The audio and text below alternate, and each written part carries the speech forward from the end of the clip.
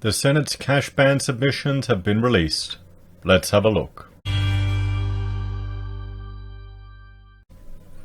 Hello everyone, I'm Florian Heise and welcome to another episode of Heise Says. I've got my evening stein of coffee and I thought we would have a look at some of the submissions that were made to the Senate Standing Committee, where they're reviewing the cash ban bill, essentially, that's been put through Treasury and through the House of Representatives. And I've looked at that in previous videos and I'm sure you are all familiar with it. If not, simply boils down to individuals and businesses can't do transactions in $10,000 or more of cash. If you do, jail time and other penalties. It's that simple. You know why? Apparently because it will stop the black economy. You know, the black market, tax avoidance. And here is all the submissions. Now, they had over 2,600 items of correspondence, both electronically and in hard copy, and you can see a selection of the different submissions here. Right now I'm organizing it by state or territory, organization or individual, or the submission number. Now, my submission hasn't been released. Several other people's submissions have not been released. I don't know why. It's not like the additional cost in releasing a submission is that significant, and I would like to know just the opinion of particular businesses and organizations. So I thought we would go through these organizations here to see, well, the ones that have released, how they stand with regards to the cash ban, and let me know if that would influence your decision to do business with them. Now, the first one we'll look at, and I'm going to have a shot of coffee. It's good, keeps the blood pumping. And this is from the Civil Liberties. Fantastic. So a Civil Liberties organization has made a submission, which is great. So, I'm writing on behalf of 3,000 plus members of our political organization to express our objection to the cash ban in the strongest possible terms. It is bad because the law attacks our right to privacy and freedom not to use banks. It is intended to trap people in banks so we can't escape negative interest rates and bail-ins, and our activities can be monitored and measured. $10,000 is just the beginning. Well, yes, we've certainly seen that with KPMG, thinking us stupid proles can't handle $10,000 cash. Can you tell I'm a bit miffed about that one? Criminals won't abide by cash restrictions, but it will criminalize law-abiding citizens. Australia doesn't have an urgent black economy problem. Yeah, that's true. Digital technology often fails, as CBA's system did last week, so cash-restricted economies can leave people stranded. Please do not restrict our access to using cash, thanks. Only those who can see the invisible can achieve the impossible. Imagine, believe, act, and you will change the world. The penalty for refusing to participate in politics is that you end up being governed by your inferiors, by Plato. So please get involved. I like that quote. I need to put that on a stein, or a pocket square. So here we go. Civil Liberties organization, not surprisingly, are against the cash ban. So MHIT. Who are MHIT? So dear committee, we refer to the public consultation for the economy-wide cash payment limit and the development of the currency restrictions on the use of cash bill 2019. Further to our initial submission to this committee in August 2019, we summarize our feedback below again for Treasurer's consideration in the following brief and frank submission in the context of our sector, the remittance industry. So they're the remittance industry. So in our submission, it is our submission that the proposed legislation be modified such that the registered remittance business should be exempt from the proposed cash limit threshold. Further details are outlined in the section below, and I will let you go through that to your heart's content. But another organization that wants special treatment for them. They're happy for us dumb plebs not to be allowed to use it, but they want to keep it. Rocket Remit they want to be exempt. We've seen that with other organizations as well. And he's talking about Austrac. We've seen how Austrac isn't getting all the reporting from particular banks as well, aren't we? There you go. This is the thing with all of these government rules and regulations. The more I think about it, it's a theatre. It's a theatre to make us think we're safer, to make us think we're protected. Sure, there is some intelligence there, but it'll slip through if they don't Yeah. Anyway, the APA, let's have a look. The Australian Taxpayers Alliance. Now, I was disappointed I couldn't find their submission for the initial round. They didn't really make one, I don't think. So, Standing Senate Committee on Economics, Currency Restrictions on the Use of Cash, Bill 2019, Provisions, Submission of the Australian Taxpayers Alliance. The Australian Taxpayers Alliance thanks the committee for the opportunity to provide comments on the above-mentioned bill. The ATA is Australia's largest national grassroots taxpayer advocacy group. The ATA stands for the principles of individual freedom, minimising government waste, and rolling back inefficient or ineffective regulatory barriers which impedes the progress and prosperity of Australia's economy and the welfare of taxpaying individuals and businesses. The ATA is supported and funded by thousands of civic-minded Australians across the country. Not surprisingly, the ATA opposes restrictions on the use of cash transactions as we support every Australian's freedoms of choice in how to conduct transactions involving their own money, oppose the provision of unearned business to banks and financial services companies which only entrench the market share of big players in an oligopoly because it will not be effective in undermining the criminals and criminal syndicates it purports to target, and because it sets a terrible precedent for future restrictions on the freedom to contract and connotates support for the surveillance state that undermines the liberties of Australians in the long term. While the bill imposes a threshold of $10,000, it is submitted that such a threshold can be and is likely to be lowered in the future, as is the case in countries like Portugal. Yeah, many countries, and I've looked at that in previous videos, how many actually have. Influential and well-resourced multinational accounting firm KPMG is already lobbying for the threshold application of the bill to be lowered to a paltry $2,000. It's noted that such a move would benefit the interest of the accounting industry. So, it is further submitted that the effect of inflation is likely to ensure that Australians in the future will see their cash transactions at the same real value increasingly subjected to lower thresholds that force them to conduct transactions digitally through a financial services intermediary or bank. The ATA holds significant concern that the bill will eventually result in the abolition of cash transactions entirely. This is attested to the 2017 report from the Black Economy Task Force, the same body that proposed the current threshold, which states that we are not yet calling for the abolition of cash, emphasis added. Well, yes, exactly. So I'll let you go through the rest of this submission by yourself, but it's good to see the ATA are opposed to it, and, well, yeah, the end game is removing all cash transactions, isn't it? Isn't it? Which, I understand, guys. I rarely use cash. I've got a business credit card, I've got a personal credit card. The limits are like nothing. I just use it because it's convenient for bookkeeping. That's it. You know?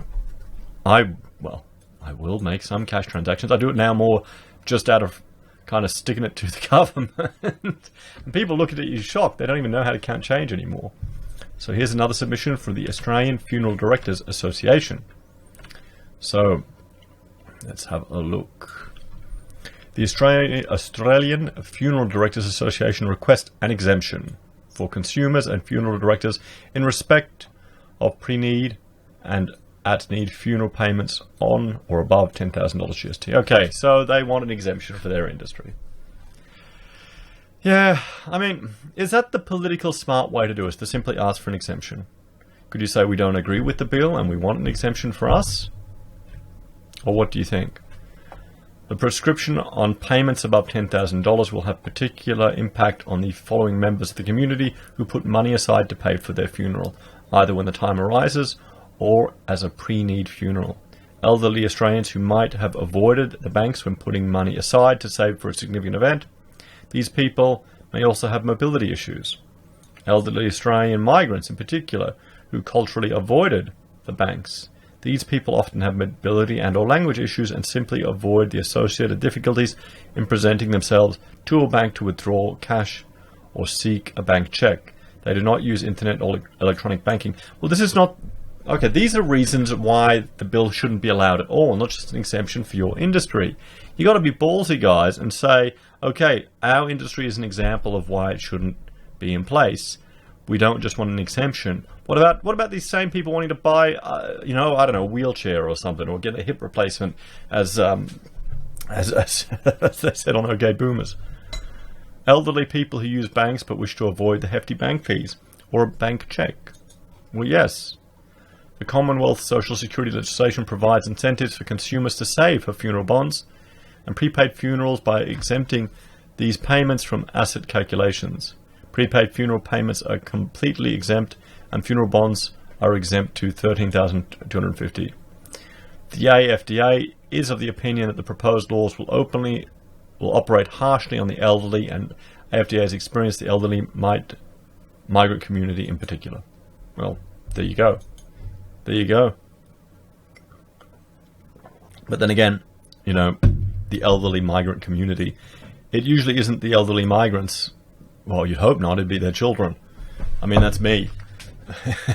You know, that's me. So I had to organize it. So, blockchain assets, their submission on the currency restrictions of use.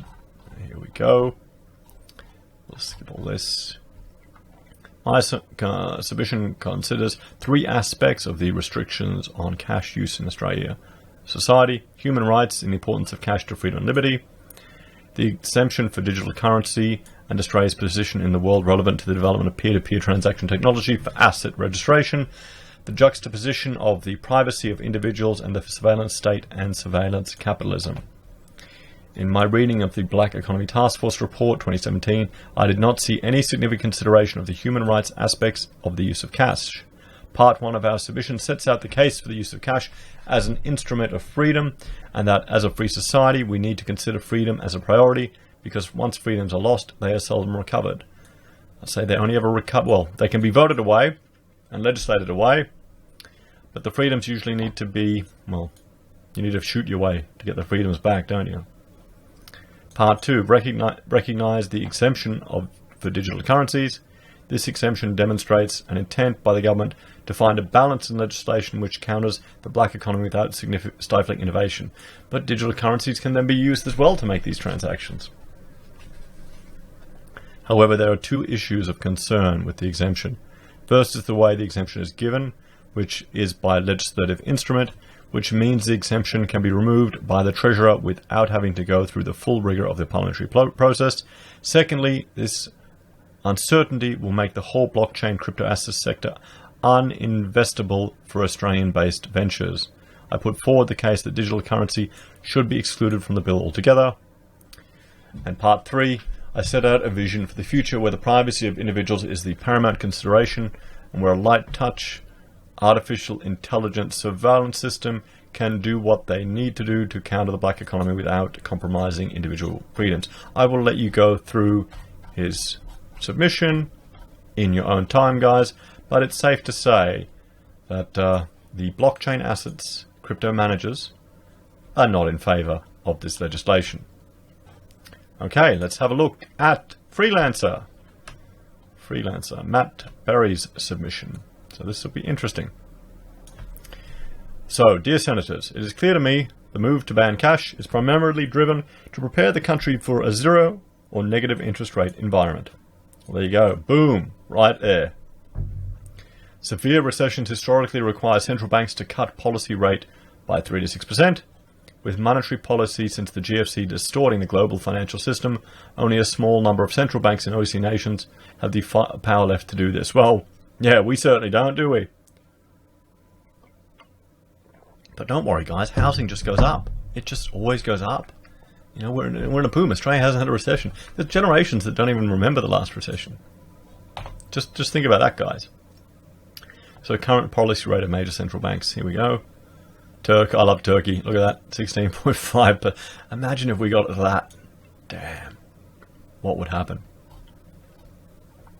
To combat this, the International Monetary Fund has redefined the limit of monetary policy from a zero lower bound to an effective lower bound, a euphemism for negative interest rates.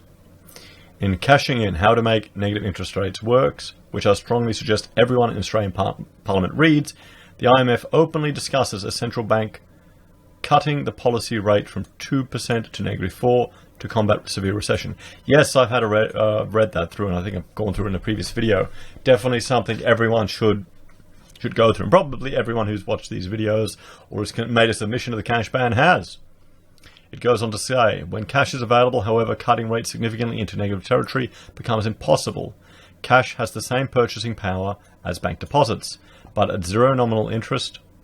Moreover, it can be obtained in unlimited quantities in exchange for bank money. Therefore, instead of paying negative interest, one can simply hold cash at zero interest. Cash is a free option on zero interest and acts as an interest rate floor. Because of this flaw, central banks have resorted to unconventional monetary policy. The euro area, Switzerland, Denmark, Sweden, and other economies have allowed interest rates to go slightly below zero, which has been possible because taking out cash in large quantities is inconvenient and costly, for example, storage and insurance fees. These policies have helped boost demand, but they cannot fully make up for the lost policy space when interest rates are very low. Make no mistake, the primary motive behind Australia's proposal to ban cash transactions above $10,000 is to prepare the country for a negative interest rate environment. This is a world where Australians could wake up to find that their local bank accounts takes 4% of their savings each year, because theorists working for central banks believe that this is a great way to grow an economy. The theory being that consumption, and by virtue of that the economy, will grow because otherwise the banks will take your hard-earned money away. Yeah, I mean, he sums it up really nicely and quite simply. It just seems ludicrous, doesn't it? It just shows you the world that we're in. It really is an interesting time to be alive, isn't it? Where all this craziness is going on. 50 years ago, people would have thought you were insane if you had suggested anything like this. I do not know how the financial system can function in that environment. The business of a bank is to borrow money from savers who are effectively unsecured creditors and lend it to people who can find a productive purpose for it. With negative interest rates, there is no rational reason to deposit money in a bank unless cash is banned. We should not let Australia go down the path of negative interest rates, as it will make our financial system less stable. The Australian economy has been warped by government policy to such a state that there are very few entities to lend money to other than a consumer to purchase residential housing in a stratospherically overpriced residential housing market. The Big Four issue over 80% of residential mortgages in Australia, and are more exposed as a percentage of loans than any other bank in the world, over double that of the US and triple that of the UK, and remarkably quadruple that of Hong Kong, which is the least affordable place in the world for real estate. Over 60% of Australia's bank loan books are residential mortgages. Now, that's one thing he said here that I think is interesting, where there are very few entities to lend money to other than consumers to purchase residential housing. And just think about that, all these foreign companies coming and buying Australian businesses. You know, Chinese company coming, buying Australian businesses that are owned by Japanese businesses, all the milk businesses. Where are the huge Australian businesses that have access to the money and the capability to compete on that scale in these sectors? Do any exist? Why don't they exist? It's because we're pumping everything in housing.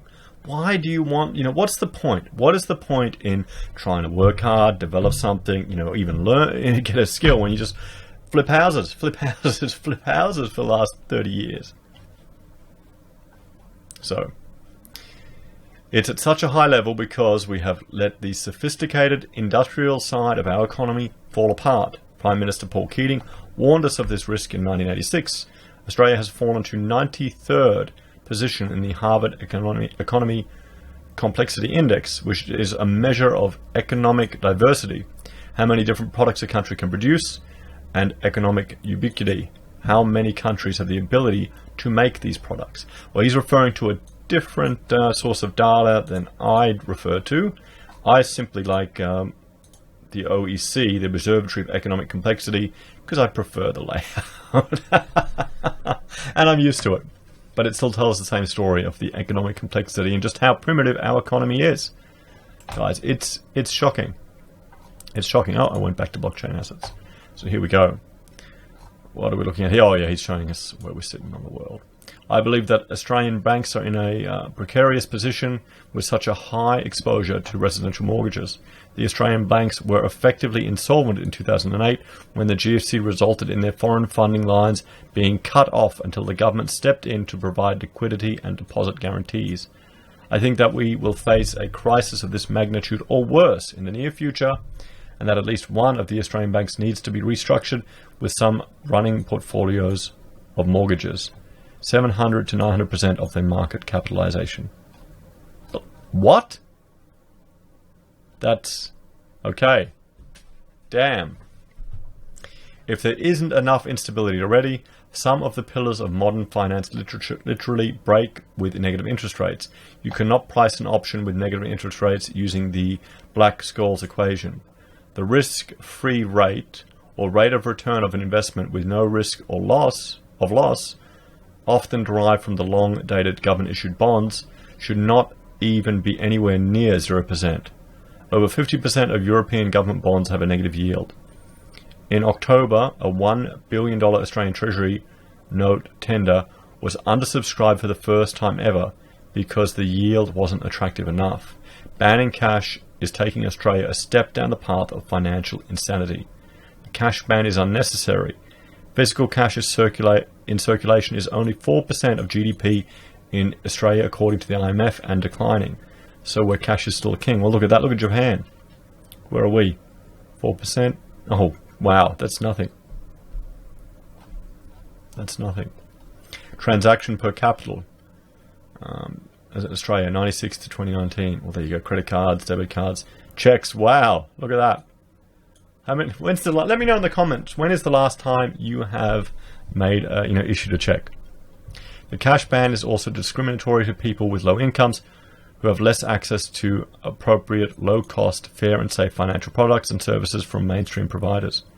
While the report is 15 years old, a 2004 Roy Morgan survey found that 0.8% of Australian adult population owned no financial products and 6% only owned a transaction banking product. For this reason, New Jersey, Philadelphia, and San Francisco have banned cashless stores.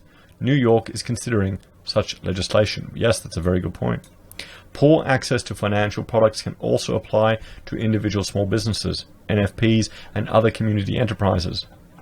The Australian Chamber of Commerce and Industry is against the ban and says there is no hard evidence showing large value cash transactions were a broad problem or that cash itself is the cause of black market activity.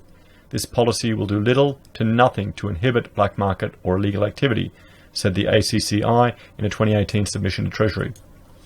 Cash is good for commerce. It avoids unnecessary bank charges and transaction fees. Moving money around in and out of the banking system can be expensive. ATMs can charge up to $2.50 to withdraw cash. That is a tax of 12.5% on a withdrawal of $20. Vendors give discounts for cash as it is a preferred form of liquidity. The cash ban should not be passed because people will not be able to transact if there are technology outages. There were 295 such failures in 2018, and the frequency and duration of such outages are getting worse. There were 210 failures in 2017, 251 in 2016. In the past year, such outages have soared 40%. The total duration of retail payment outages in hours, as reported to the RBA, hit its worst annual levels in 5 years in 2018, with 1,838 hours of incidents compared to 824 hours in 2017 and 811 hours in 2016. The average duration of an outage was up significantly in 2018 to 6.2 hours versus 3.9 hours in 2017 and 3.2 in 2016. Well, there you go. Look at that. Look at that. The full extent of outages is not known, and it has prompted the Payment Systems Board to force financial institutions to report outages in future. Climate change forecasts an increasing frequency of natural disasters. California has just experienced wildfires and power outages to such an extent the ABC posits California's new normal. PG&E power outages have affected 2.5 million people, with some being without power for over a week. Now, I mean, the California one is particular. I wouldn't really align it to climate change. I would say more insanely terrible maintenance of their power infrastructure by the organization that's taken it over. You know, this is the thing. You can see things one of two ways. You can see it, okay, oh boy, the power's falling because of these climate issues and all these environmental issues. Or you could say, well, there's a maintenance issue there. This organization isn't keeping up on top of its end of the bargain. They're not clearing around the power lines all through the bush enough there. And that's starting forest fires. So, The cash ban would make it a criminal transaction. In such a scenario, emergencies are precisely the time when it might be critical to purchase something. To deal with this, the proposed legislation contemplates it not being illegal to transact over $10,000 when there is a natural disaster such as a fire or a power outage. Of course, because less physical cash will be in the system if this ban goes through, the availability to find and withdraw such cash in the case of an emergency will be harder. The exemption. You're a criminal possibly facing a $25,000 fine or 2 years jail for transacting, but not unless there's an earthquake or the telephone network goes out, illustrates the sheer absurdity of the proposal. In the last number of weeks, multiple Australian banks had technology failures. On the 17th of October 2019, the Commonwealth Bank had an outage, leaving millions of Australians without access to their accounts and many other non-CBA customers without expected payments. St George had 2 outages this week, on the 26th and 29th of October. The Bank of Melbourne and Bank of Australia were also affected by these outages. Finally, the fiat issued money only works due to the collective faith that will ultimately be able to trade it for real assets, products and services. To instill the collective faith, money used to be convertible into a fixed amount of gold or silver, particularly goods stored of value that are hard to counterfeit. In one of the greatest tricks to ever be pulled on the public, governments figured out that by moving off a gold standard, that restriction could be removed on spending, all in the guise of stimulating the economy. Of course, someone has to lose. The people who hold this money, i.e. savers, are the ones who lose. Since fiat went off the gold standard, the value of such relative to real assets has collapsed. This fall in the purchasing value of money is the very definition of inflation. The Old Testament states that in 600 BC, during the reign of Nebuchadnezzar, oh boy, those Old Testament kings. 1 ounce of gold was worth 350 loaves of bread. Loaves were just under 1 kilo of size back then. Today, 2nd of November 2019, 1 ounce of gold is worth $2,191.66. The price of bread is about 50 cents per 100 gram. This makes 1 ounce of gold worth about 438 loaves of bread. There's plenty of other examples of gold and silver holding their purchasing power fairly static versus other real assets over any time period that we've used money. Over 2,500 years, they have performed tremendously well for savers. Is Matt Berry a gold bug? Is he a gold bug? I wonder. I mean, it's true what he's saying. So, the Australian dollar, on the other hand, hasn't. The value of the Australian dollar relative to gold, or a proxy for real assets, has fallen 75% in the last 15 years, losing around 9% of its value per year on average. 9% per year on average. Here you go. There. This has already been a poor argument for saving in Australian dollars instead of converting it to a real asset that is a proper store of value, such as buying a house, which in this country are now some of the most unaffordable in the world. An Australian household is the second most indebted in the world, and with the second highest average principal and interest repayments on that debt.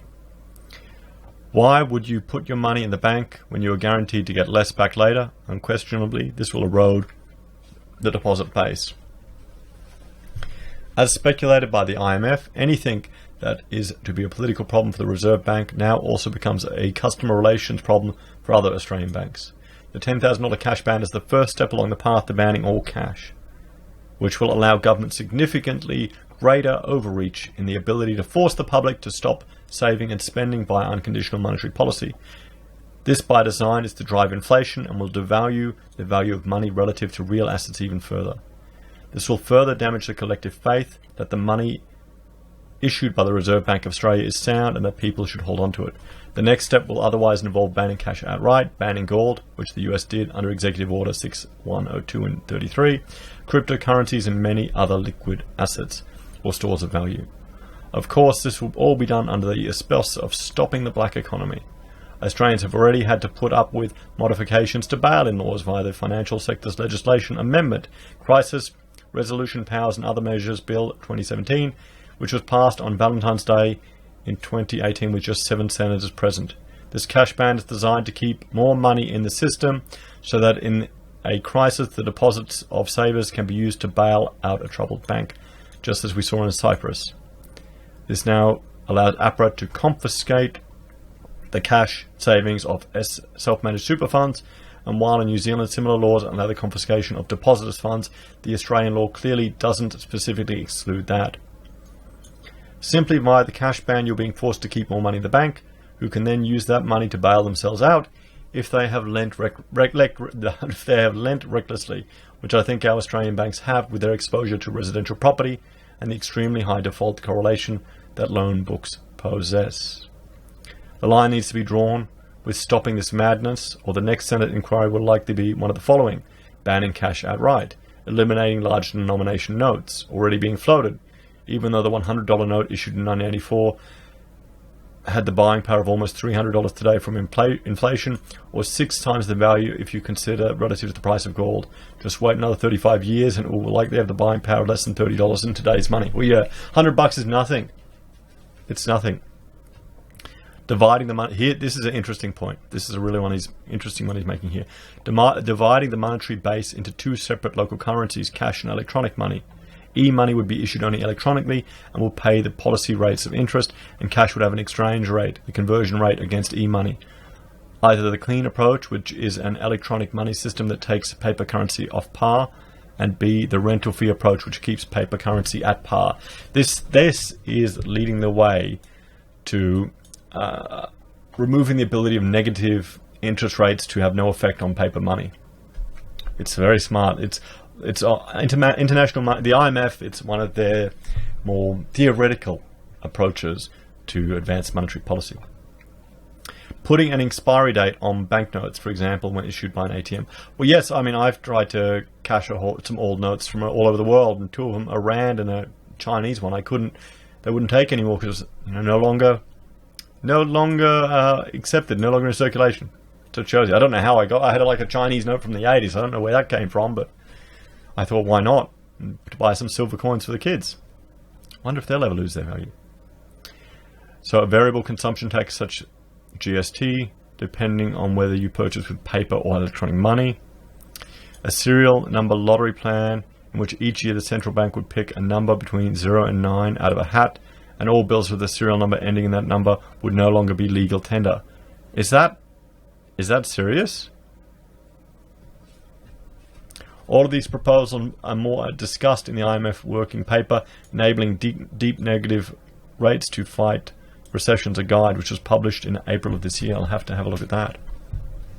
So even with these proposals, the IMF found the best approach for enabling deep negative rates, i.e. both at a minimum distance from the current monetary framework and the least costly politically, are those that both rely on banks for transmissions that do not impose quantitative restrictions on cash, rather on cash, for example, that this cash ban is proposing. Cash is legal tender. It is written on the physical note.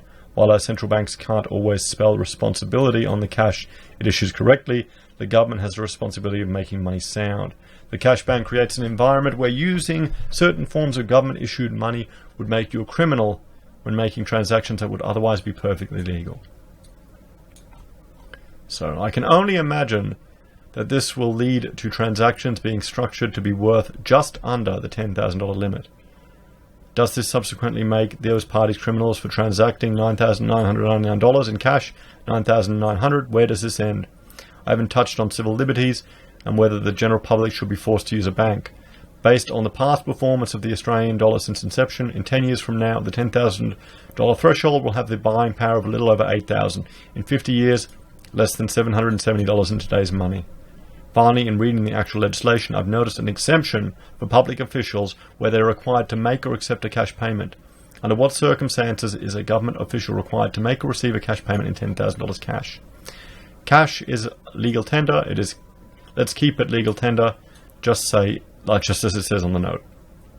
So here you go. So, the chief executive of Freelancer, good old Matt Berry. There you go, guys. What do you reckon? So we've looked at a few submissions today. We've got a variety of things, and this video has gone on a bit longer than I was hoping. What I will do is I'll go through some other submissions, probably in the next few days. If you want to, join me on this journey. What do you think about some of Matt's suggestions and information he's provided? I think it's quite good. Even though, other than going to the civil liberties aspect, he hit straight on the negative interest rates. And I mean, guys, this, just think back. Think in the 80s, you know?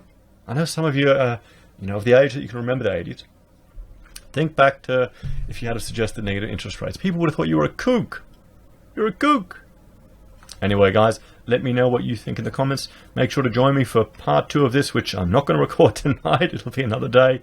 Take care, everyone. Have a great night, and I'll talk to you later. If you like my channel and want to help me produce more work, I have a Patreon where you can make a donation. I also have Amazon and eBay referral links, where if you make a purchase, I receive a small commission. Doesn't cost you a cent. Great way for you to support content producers you like. Suggest they get one, guys. Doesn't cost them anything. Also have merchandise we sell on the Heise Says website. Right now we've got pocket squares. Have a look. And finally we have PayPal if you want to make a donation. Thanks for all your support, guys. Have a great day, and I'll talk to you tomorrow. Bye for now.